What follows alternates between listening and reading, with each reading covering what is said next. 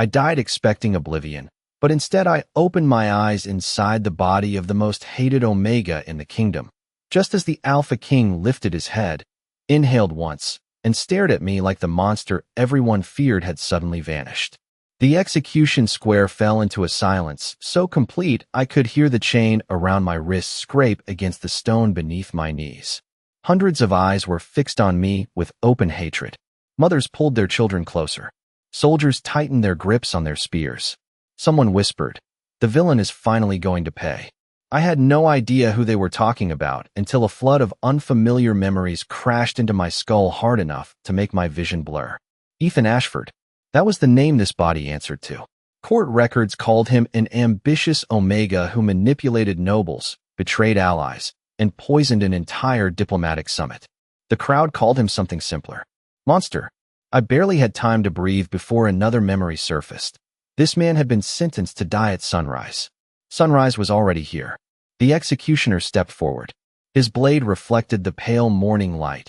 An instinct forced me backward even though the chains cut into my skin. I wanted to shout that they had the wrong person, that I had never even seen this kingdom before today, but the words froze in my throat when the Alpha King descended the marble steps himself.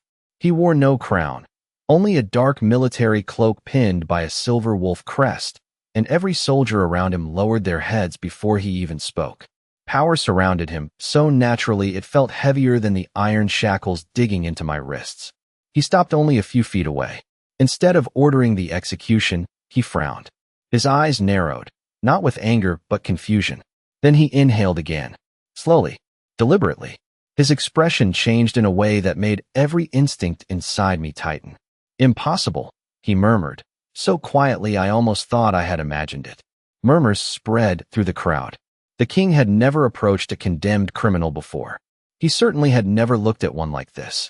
I followed his gaze, wondering if there was blood on my clothes or poison on my skin. There was nothing except bruises and torn fabric. Yet something about me had made the most powerful alpha in the kingdom hesitate. The High Chancellor stepped forward, his voice sharp enough to slice through the silence. "Your Majesty, the sentence has already been approved." The Alpha King ignored him. His attention never left me. "Stand," he ordered. I almost laughed. The chains barely allowed me to move, but somehow I forced myself upright. The moment I did, another fragment of Ethan's memories flashed before me. A crowded ballroom. Faces twisted in disgust. Doors closing one after another. No matter what Ethan said, nobody believed him. Every plea became another reason to call him manipulative. Every attempt to help someone somehow ended with another accusation. The memory vanished, leaving behind a pain that did not belong to me and yet settled heavily in my chest. What if none of those memories were lying? Or worse, what if only some of them were? The Alpha King circled me once, his expression unreadable. "He doesn't smell like fear," he said at last. Confused whispers rippled across the square. "He doesn't smell like blood." The Chancellor stiffened. "Your Majesty? He doesn't smell like the man your reports described." My pulse stumbled. Smell? Was that how alphas judge people here? Before I could ask, another broken memory surfaced. Ethan standing alone in an empty corridor while servants refused to meet his eyes. A single sentence echoed louder than everything else. "No one will ever believe you." The words struck harder than the chains. This body had lived with them long before I arrived. The Chancellor's smile disappeared almost instantly. "Scent can be deceiving," he said carefully. "Records cannot." The Alpha King finally looked away from me and toward the thick stack of sealed documents waiting beside the execution platform. "Records," he repeated, almost to himself, "can also be written." The square erupted into uneasy whispers. Soldiers exchanged uncertain glances. For the first time that morning, I realized something had changed. I was still condemned. I was still surrounded by people who wanted me dead. But the one man whose decision mattered no longer looked at me the way everyone else did. Then a captain rushed through the crowd carrying a weathered wooden box marked with the Royal Archives seal. He dropped to one knee before the Alpha King, his face pale. "Your Majesty," he said, struggling to steady his breathing. "We found something hidden in the late archivist's private vault." The Alpha King took the sealed box without breaking eye contact with me. "Open it," he ordered. The captain hesitated. The seal bears Ethan Ashford's own signature. The captain's trembling hands broke the wax seal while every person in the execution square held their breath. Even the executioner lowered his blade. The old wooden box creaked open, revealing a bundle of letters tied together with a faded crimson ribbon, a signet ring bearing the Ashford crest, and a thin leather journal stained by age. The captain swallowed hard before handing the journal to the Alpha King. It was hidden behind a false wall inside the late royal archivist's vault, he reported. No record of its existence appears in the official inventory. The chancellor's face remained calm, but I caught the smallest twitch in his jaw. It was the first genuine crack I had seen in anyone's certainty since I arrived. The Alpha King opened the journal without speaking. His eyes scanned the first page, then stopped. His expression hardened, not toward me, but toward the words themselves. "This handwriting," he murmured, "matches the court records." The chancellor immediately stepped forward. "Forged documents are hardly unusual among criminals." "Then why hide them inside the archivist's private vault?" the Alpha King asked without looking up. Silence answered him.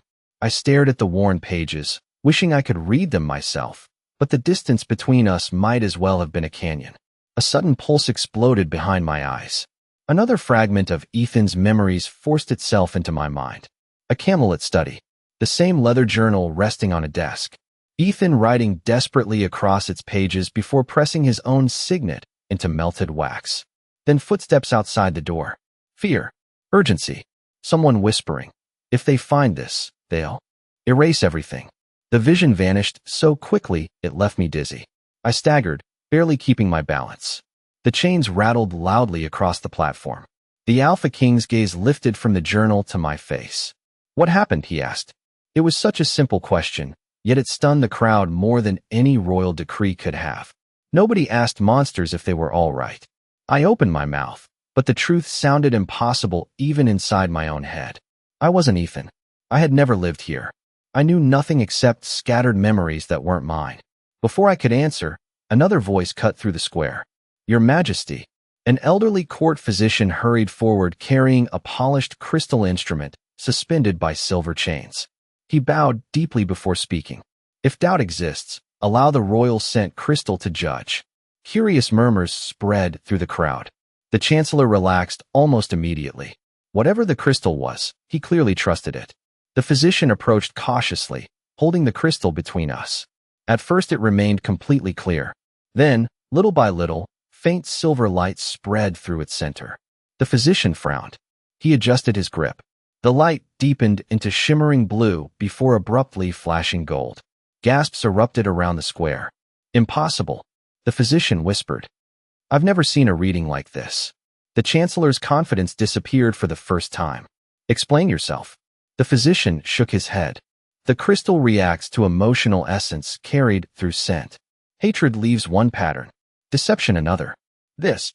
He stared at the glowing crystal as though it had betrayed centuries of accepted knowledge. "This indicates profound fear, grief, and remarkable restraint." The chancellor scoffed. An Omega pretending to be innocent could produce such confusion. "No," the physician replied quietly. "Not this level." I looked from the crystal to the Alpha King. He never once glanced at the physician. His attention remained fixed on me, studying every expression as though comparing the evidence before his eyes with every accusation preserved in official history. The pressure of that gaze felt strangely different from the hatred surrounding us.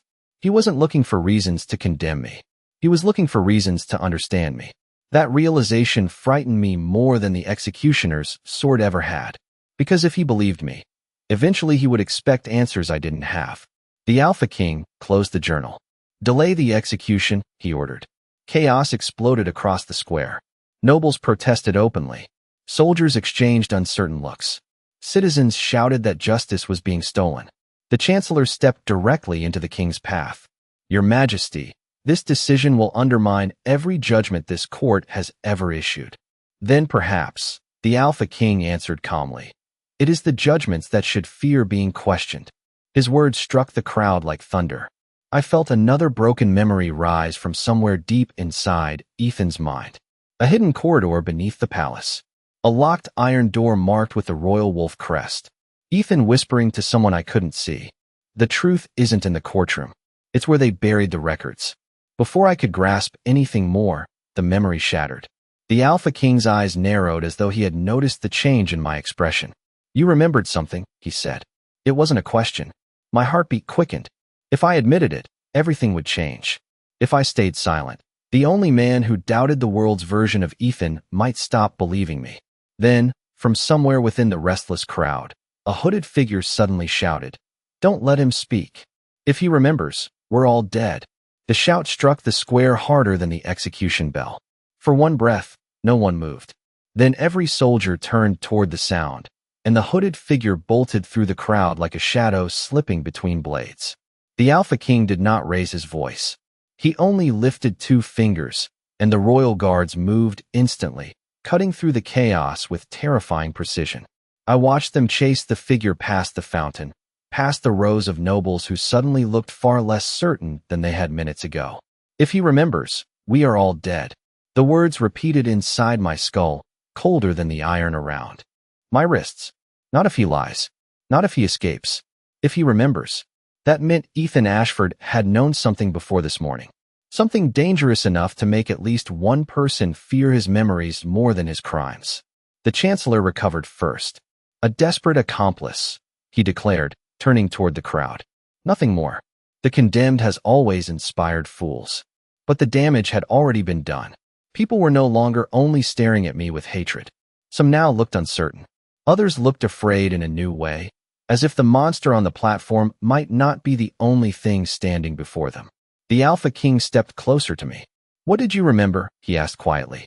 My mouth went dry. A part of me wanted to invent an answer, something useful, something brave. But lies had built the cage around Ethan. I could feel that much in the ache behind every broken memory. "A door," I said, forcing the words out. "Under the palace. It had your crest on it." The nearest soldier stiffened. The Alpha King's expression did not change, but the air around him did. Sharper. Heavier. "There is no such door," the Chancellor said too quickly. The king turned his head toward him. "I did not ask you." The silence after that was vicious. For the first time, power shifted in a way everyone could see. The Chancellor bowed, but his eyes were cold enough to cut. I should have felt safer. I did not. The king ordered my chains removed only from the execution post, not from my wrists, and had me escorted from the square under guard. The crowd parted as I passed. Some spat at my feet. One woman clutched a child and whispered that I had bewitched the king already. I kept walking, but every word lodged beneath my skin.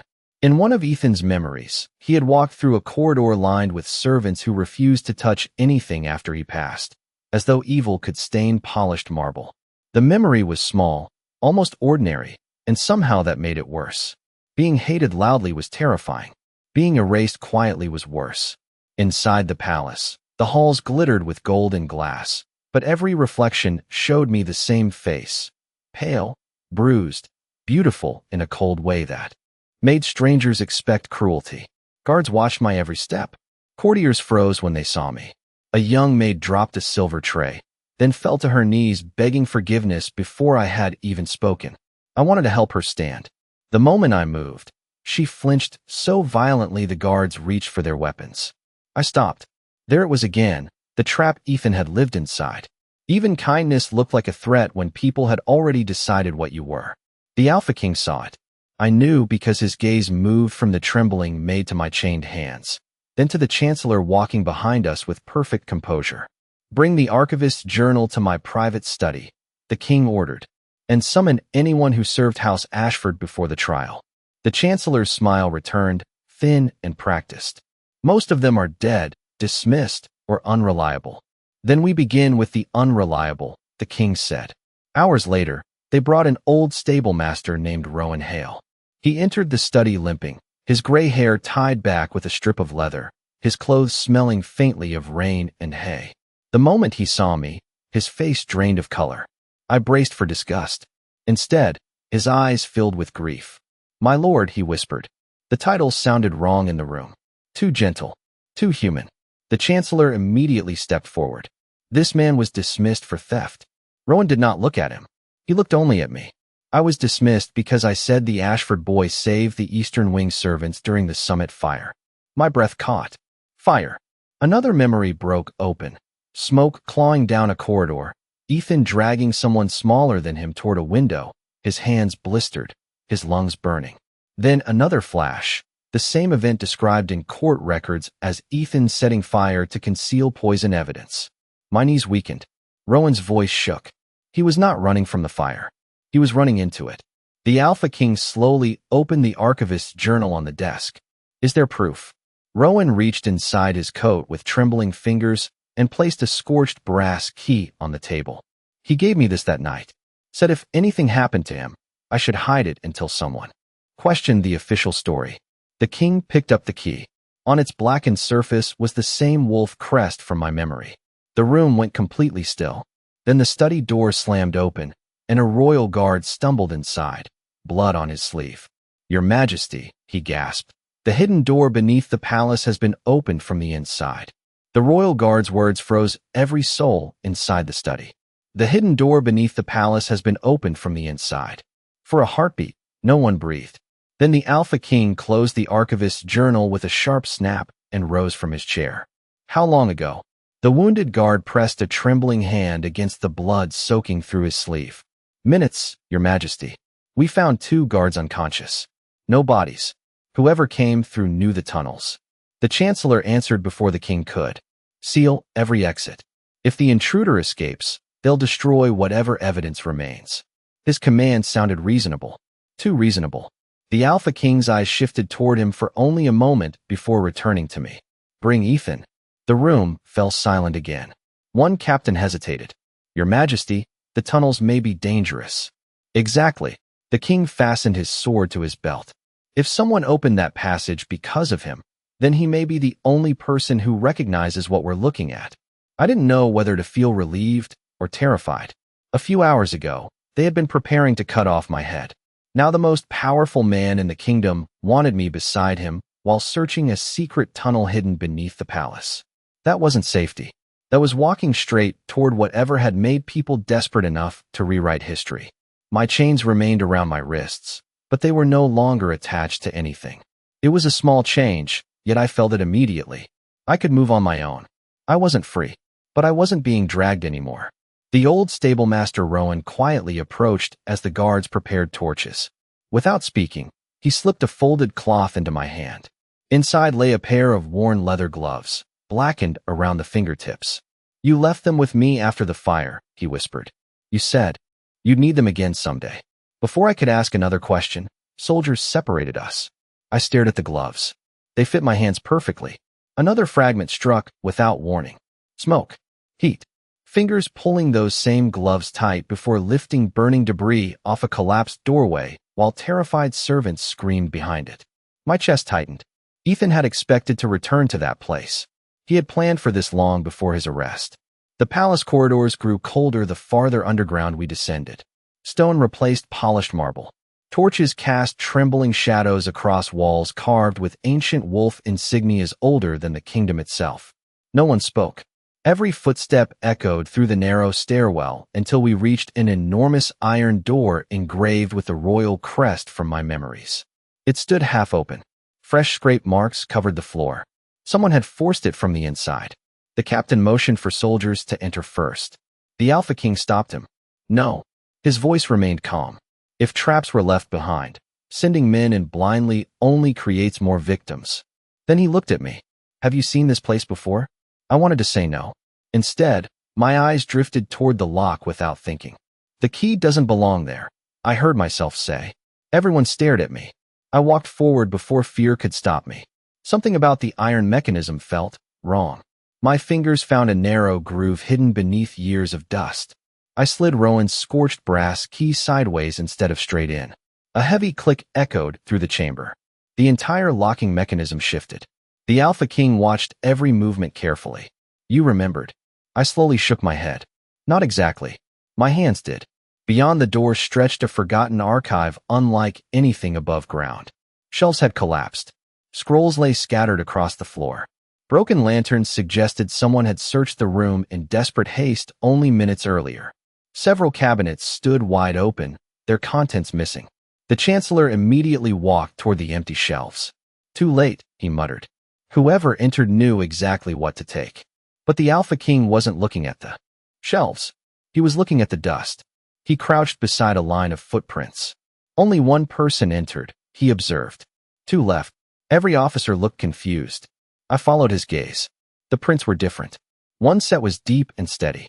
The other dragged unevenly across the floor as though someone injured had been helped out. Someone escaped with help, the king concluded. Rowan's brass key suddenly felt heavier inside my pocket. Then another memory exploded through my mind. Ethan standing inside this very archive.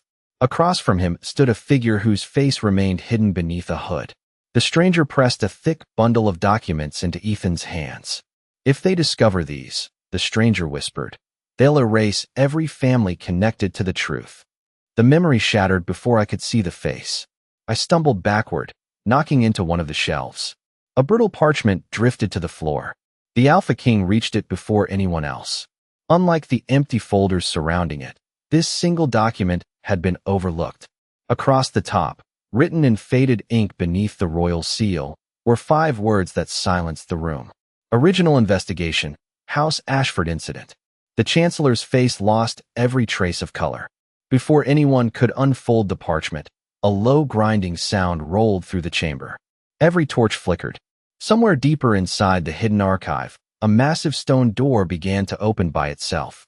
The stone door opened onto a room that should not have existed beneath a royal palace. Cold air rolled out first, stale and metallic, carrying the scent of dust, old ink, and something faintly burned. Every soldier raised a weapon. The Alpha King stepped in front of me without seeming to think about it, and the movement changed the room more than any command could have. He was not shielding the kingdom from me anymore. He was shielding me from whatever waited inside. The Chancellor noticed. So did I. The hidden chamber beyond the door was small, circular, and untouched by the chaos outside. Unlike the ruined archive, this place had been preserved with almost painful care. Glass cases lined the walls. Inside them were sealed testimony records, broken signet stamps, blood-marked fabric, and dozens of folded letters bearing names I did not recognize. At the center stood a stone pedestal holding a single black ledger. The Alpha King moved toward it slowly. No one enters a sealed royal chamber by accident, he said. His voice was steady, but I heard the danger beneath it. The Chancellor took one step forward. Your Majesty, that room may contain corrupted evidence. It should be examined by the proper council. The proper council, the king replied, condemned a man to death this morning. No one spoke after that. He opened the black ledger. The pages were stiff with age. As his eyes moved across the writing, the stern control on his face began to fracture. Not much, just enough. These are original witness statements, he said, from before the trial. My heartbeat slammed once against my ribs. Before the trial, before the court records, before the kingdom decided Ethan Ashford was a monster.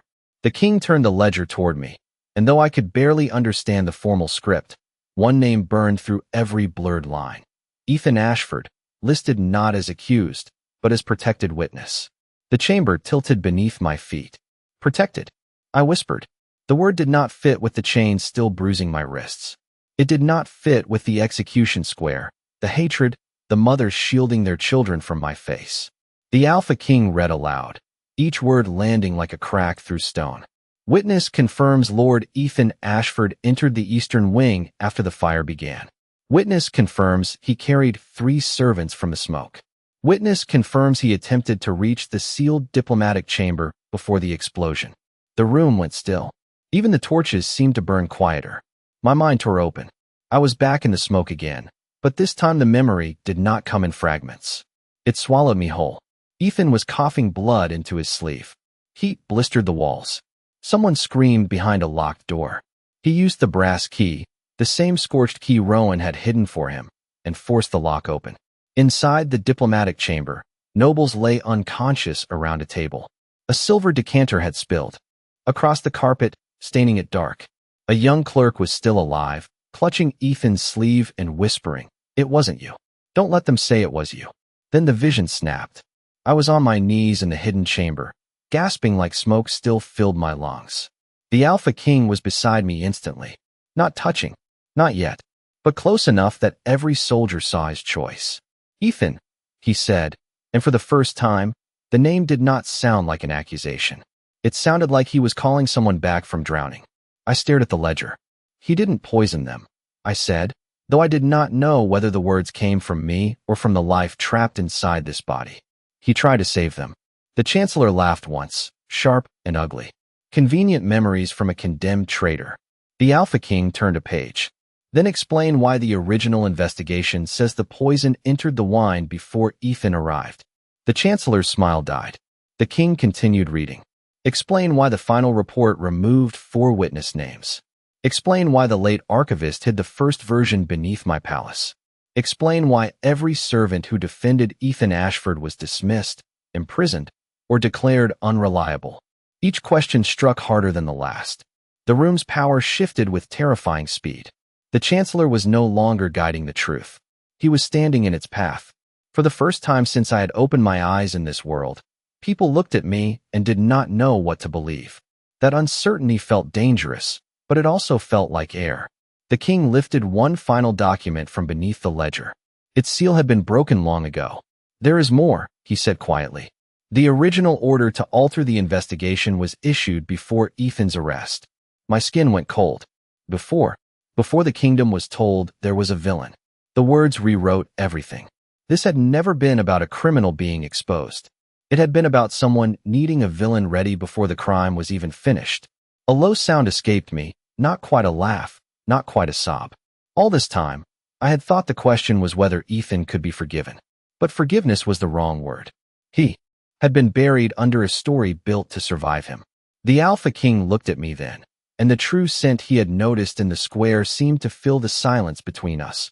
Grief, fear, restraint, and something stubborn enough to remain gentle after the whole world called it evil. You were never the monster they feared, he said. The words should have healed something. Instead, they made the danger clearer. If Ethan had been chosen as a false villain, then whoever chose him had power deep enough to bend royal records, silence witnesses, and hide the truth beneath the palace itself. The Chancellor stepped backward. One step, then another. The nearest guard noticed too late. He reached for his sword, but the Chancellor's hand was already inside his cloak. A small glass vial hit the floor and shattered. Black smoke exploded through the chamber. Soldiers shouted. The torches vanished behind choking darkness. The Alpha King seized my wrist and pulled me close, his voice cutting through the chaos. Stay behind me. But through the smoke, the Chancellor's voice came cold and calm. If the truth wakes, then the kingdom burns with it. Black smoke swallowed the chamber so completely that the torchlight vanished in seconds. I couldn't see my own hands. The only thing anchoring me to reality was the Alpha King's grip around my wrist, firm enough to guide me, but never painful enough to feel like a chain. Stay close, he ordered. His voice came through the darkness with absolute certainty. Around us, steel clashed against steel. Soldiers shouted names that dissolved into coughing. Somewhere to my left, a shelf collapsed, scattering ancient records across the stone floor. Whoever had planned this escape hadn't simply wanted to flee. They wanted every surviving piece of the truth buried forever. The smoke stung my eyes, but another sensation cut through it. A faint scent of burned cedar. It didn't belong to the smoke bomb. It came from deeper inside the chamber. Before I could understand why it felt familiar, another memory struck. Ethan stood in this same room years earlier, speaking to someone hidden beyond the shadows. If they come, the unseen voice warned, follow the cedar markers, never the main corridor. The memory disappeared, but my feet moved before my mind caught up. This way, I blurted. The Alpha King didn't hesitate. Lead. His trust hit me harder than the memory itself. He didn't ask how I knew. He didn't accuse me of lying. He simply followed. We turned sharply through the smoke while soldiers fought to regain formation behind us. The Chancellor's voice echoed somewhere in the darkness. Don't let them reach the Eastern Passage. That single command confirmed more than any confession could have. There was something in the Eastern Passage worth protecting. We emerged into a narrow stone corridor where the air was clearer. Fresh footprints covered the dust. One set was steady. The other dragged heavily, exactly as the Alpha King had noticed earlier. Someone wounded had escaped only moments before. We're close, the king said quietly. We hurried forward until the corridor split into 3 tunnels. My heart sank. The memory ended before showing which path Ethan had taken. Every second we hesitated increased the distance between us and whoever carried the missing evidence. Then I noticed faint scratches carved into the wall beside the left tunnel. 3 short lines beside the outline of a cedar branch. Not random damage. A marker. The same symbol flashed inside another broken memory. Ethan running through darkness while touching those carvings with his fingertips to stay on course after the torches had been extinguished. Left, I said. Again, the Alpha King trusted me without question. Behind us, the Chancellor's footsteps suddenly stopped. Interesting, his calm voice echoed from the main chamber. He remembers more quickly than expected. My blood ran cold. More quickly than expected. He hadn't sounded surprised that my memories were returning. He had expected them to. The realization changed everything. This wasn't simply a conspiracy against Ethan Ashford. Someone had been waiting for Ethan to remember. We reached a small iron gate hanging half open. Beyond it lay a forgotten records room barely larger than a prison cell. Cabinets had been overturned. Drawers lay scattered across the floor. One lantern still, burned weakly beside an empty pedestal. Whoever had escaped had searched this room in desperate haste. The Alpha King crouched beside the pedestal. Something important was kept here. Before I could answer, Rowan's scorched brass key grew strangely warm inside my pocket. Instinct made me remove it. Tiny grooves cut along its edge caught the lantern light. They matched a hidden slot beneath the pedestal that no one else had noticed. Wait, I whispered. Sliding the key into place released a quiet click. A concealed compartment opened beneath the stone. Inside rested a single folded document wrapped in oilcloth, untouched by whoever had emptied the room. The Alpha King carefully unfolded it. His expression darkened almost immediately.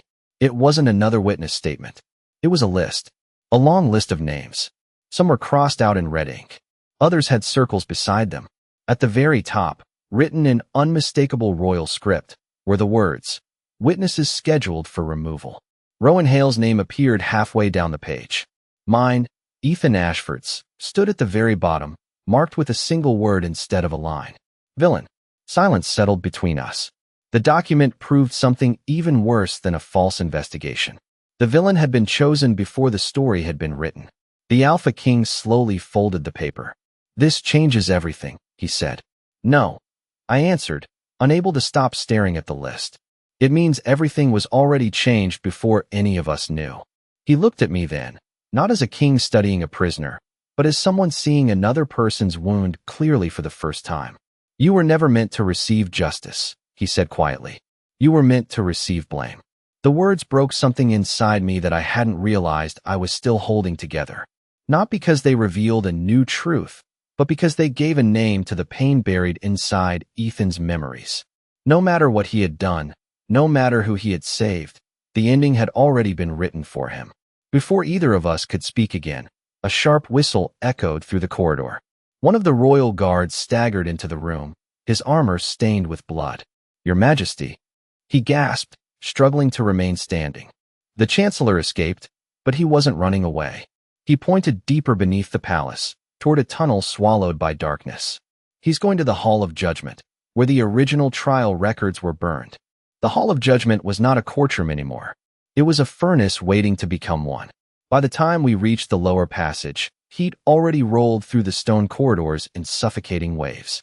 Smoke crawled along the ceiling like a living thing, carrying the bitter scent of burned paper and oil. The Chancellor had not gone there to escape. He had gone there to erase the last place where the truth might still have a voice. The Alpha King moved fast, but not recklessly. Guards fanned out behind us. Somewhere above, alarm bells began to ring, their deep iron notes shaking dust from the ceiling. I should have stayed behind them. Every instinct I had brought from my old life told me to survive first, explain later. But Ethan's body did not stop. His memories pulled me forward with a desperation stronger than fear. The Hall of Judgment stood behind 2 bronze doors carved with scenes of royal justice. Kings listening, witnesses kneeling, truth rising like sunlight behind them. The irony was almost cruel. One door hung open. Inside, flames had begun climbing the walls of stacked record shelves. The room was enormous, circular, and choked with smoke. At its center stood the Chancellor before an iron brazier, feeding documents into the fire one handful at a time. His white robes were stained black at the sleeves. He looked almost peaceful. "Step away," the Alpha King commanded. The Chancellor turned, holding a bundle of tied court records over the flame. You still think this is about 1 Omega? He asked. How sentimental. The king's sword was already drawn. It is about treason. No, the Chancellor said. It is about survival. Kingdoms do not survive truth. They survive stories people can obey. His eyes shifted to me. And you were such a perfect story. My stomach tightened. Perfect story. Villain. Monster. Warning. All the names people had placed on Ethan suddenly felt less like hatred and more like architecture. A cage built out of public belief. The Chancellor smiled as if he could see the understanding reach me. Do you know why they feared you so easily, Ethan? Because fear is convenient. It requires no evidence. Only repetition. The Alpha King took one step forward. Enough. The Chancellor lowered the records closer to the fire. Another step, and the final trial ledger burns. Every guard froze. The flames cracked loudly. Heat stung my eyes. This was the darkest hour, I realized. Not because we had no evidence, but because evidence still needed people willing to protect it. The king could strike him down, but not before the fire swallowed whatever remained. Rowan's list, the hidden ledger, my memories, they were powerful, but the final trial ledger could prove who ordered the lie, who signed the altered sentence, who turned Ethan into the kingdom's monster. Without it, the truth would remain wounded. Believable to some, deniable to many. The Chancellor knew that. So did I? The Alpha King's jaw tightened. For the first time since the square, he looked trapped between force and consequence. He could save me from death, but he could not make the world believe me with a sword alone. That realization should have broken me. Instead, it made everything painfully clear. If I kept waiting for someone else to prove I was not a villain, I would remain inside the story written for me. I stepped out from behind the king. His head snapped toward me. Ethan. It was a warning and a plea at once. I did not stop. The heat grew sharper as I moved toward the center of the hall. Every soldier lifted a weapon, unsure whether to stop me or protect me. The Chancellor watched with amused disbelief.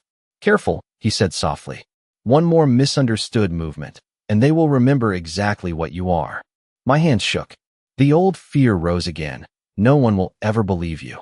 It came from Ethan's memories, from the execution square, from every servant who flinched before I spoke.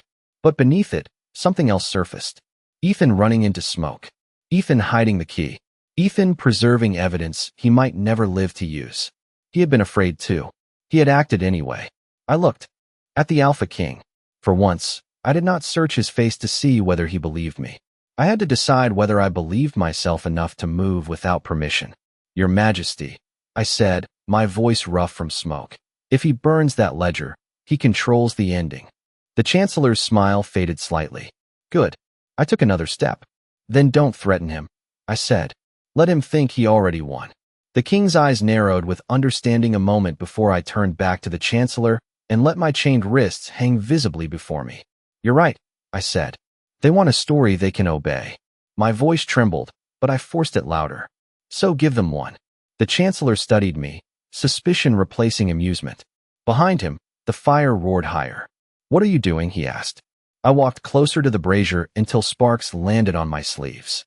I'm giving them the villain you needed. Then I reached into my pocket and pulled out Rowan's scorched brass key. The Chancellor's eyes widened for the first time. Not at me. At the key. He knew something I didn't.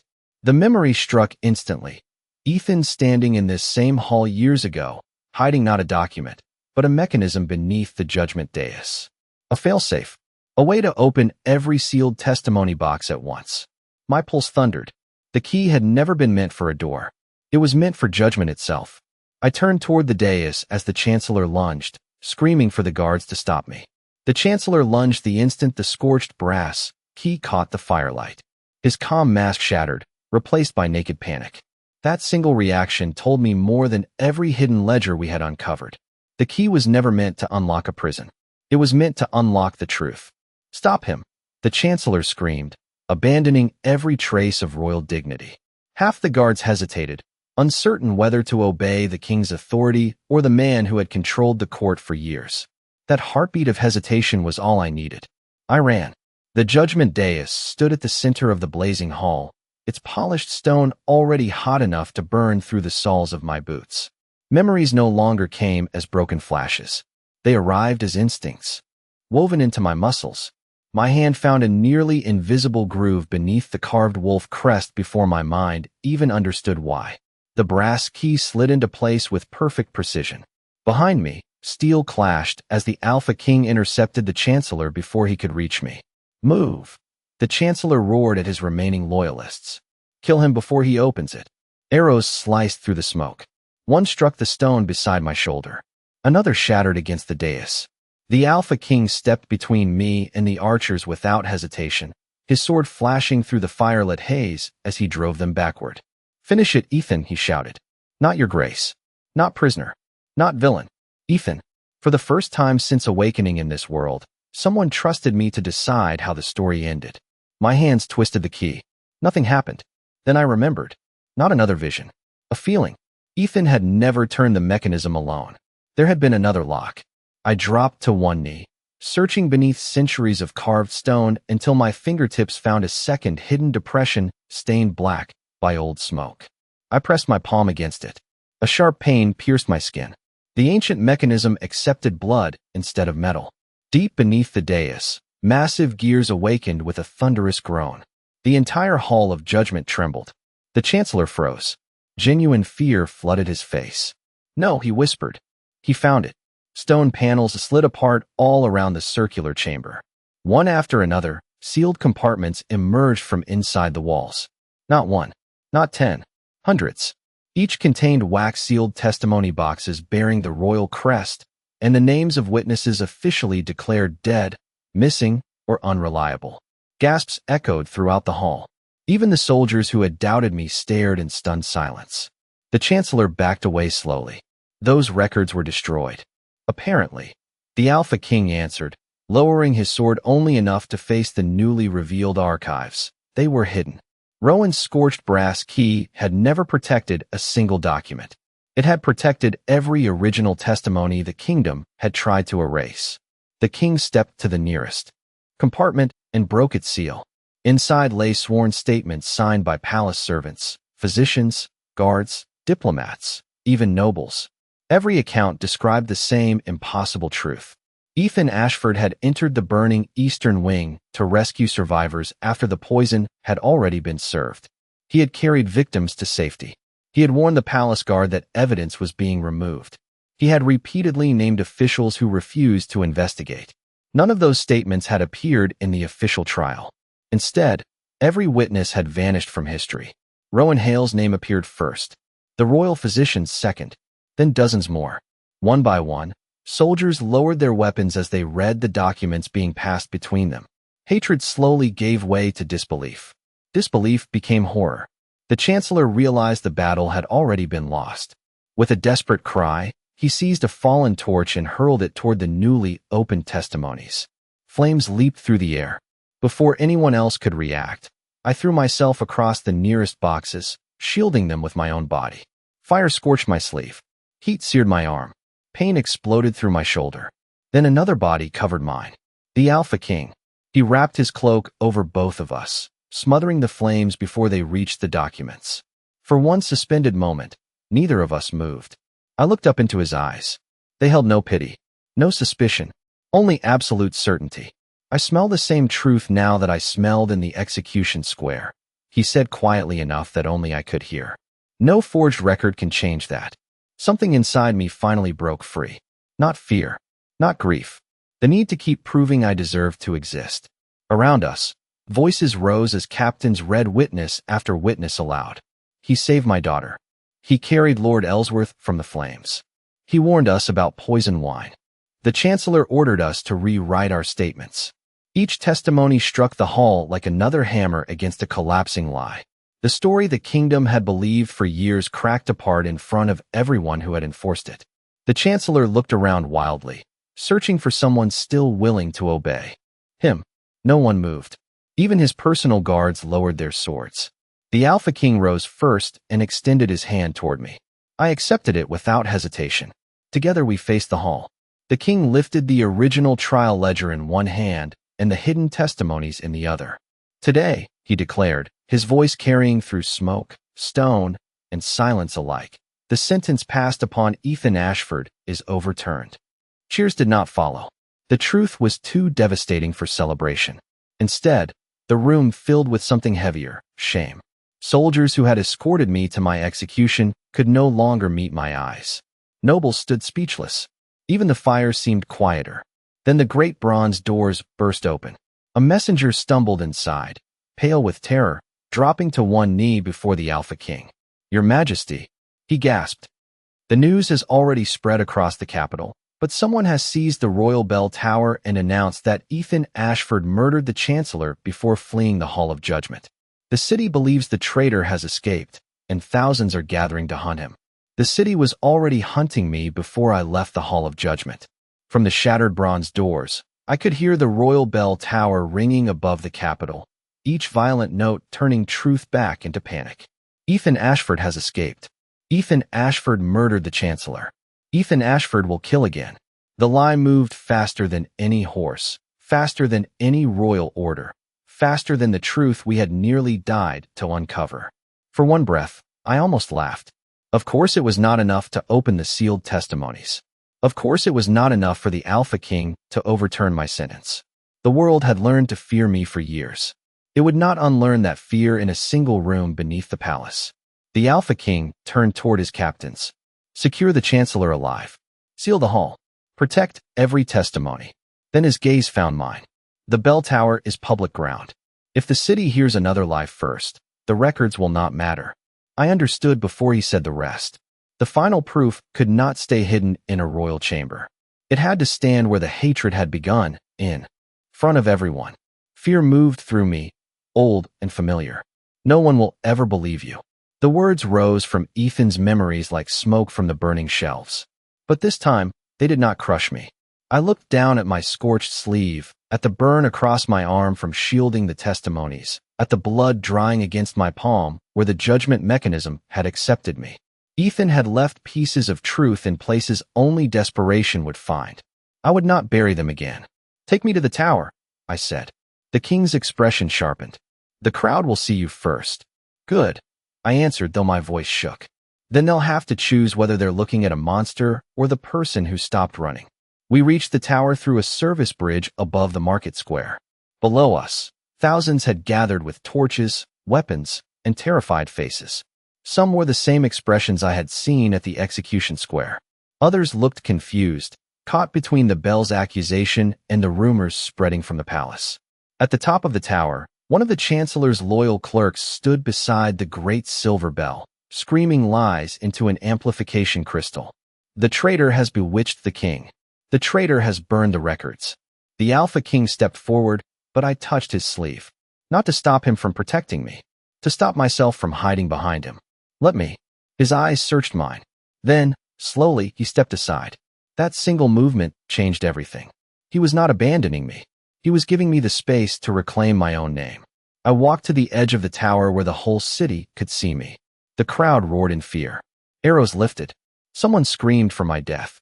The old terror struck deep, but I forced myself to stay standing. "My name is Ethan Ashford," I said into the crystal, and the sound carried across the square like a blade cutting through thunder. "You were told I poisoned diplomats. You were told I set the Eastern Wing on fire. You were told I was spared too long." The crowd quieted by inches, not because they believed me, but because I was not begging. I lifted the first testimony. This was hidden beneath the palace before my trial. The king's captain stepped onto the tower behind me, holding sealed boxes open for every official, every priest, every guard below to see. One by one, the witness statements were read aloud into the city. Rowan Hale, the royal physician, the servants Ethan saved, the clerk who saw the poisoned wine poured before Ethan entered the room, the guards ordered to alter their statements. The names filled the square until the lie had no room left to breathe. Then the Alpha King came to stand beside me. Not in front of me, beside me. He faced the Capitol with the same calm authority that had once silenced the execution square. "I condemned Ethan Ashford because I trusted records written by traitors," he said. "This kingdom feared his name because we were taught to fear the truth he carried." His voice lowered, but somehow it reached farther. "In the square this morning, I smelled no monster. I smelled fear, grief, restraint, and a truth buried under years of hatred. The crowd became impossibly still. At the base of the tower, the chancellor was dragged forward in chains, alive, pale, and stripped of every illusion of power. When confronted with the original order bearing his seal, he looked not at the king, but at me. Hatred burned in his eyes, but beneath it was defeat. They needed a villain, he spat. And you were convenient. The words should have broken me once. Now they only completed the circle. I looked out at the people who had flinched from my face, at the soldiers who had raised weapons against me, at the mothers still clutching their children but no longer pulling them away. Then let this be the last story he writes, I said. No cheer rose immediately. The truth was too heavy for that. First came silence. Then one guard knelt. Then Rowan Hale. Then the physician. Then, slowly, through the square, people lowered their weapons. Not all at once. Not perfectly, but enough. The execution square had begun, with everyone stepping away from me. The bell tower ended with the Alpha King stepping closer, his shoulder beside mine, as the city finally looked and did not turn away. Later, when the bells rang again, they did not announce a traitor. They announced the reopening of every erased trial connected to House Ashford. My name would not become clean in a single day. Healing was slower than truth. But that night, as the first rain fell over the capital and washed ash from the palace stones, the Alpha King found me standing where the tower overlooked the square. Your sin is calmer now, he said softly. I glanced at him, almost smiling through the ache. Is that royal evidence? No, he said. Just something I trusted before I had proof. For the first time since waking in this world, the silence between us did not feel like judgment. It felt like room to breathe. I had transmigrated into the body of the Omega villain everyone feared, but I did not end the story as his shadow. I ended it standing in the open, wounded, believed, and finally seen.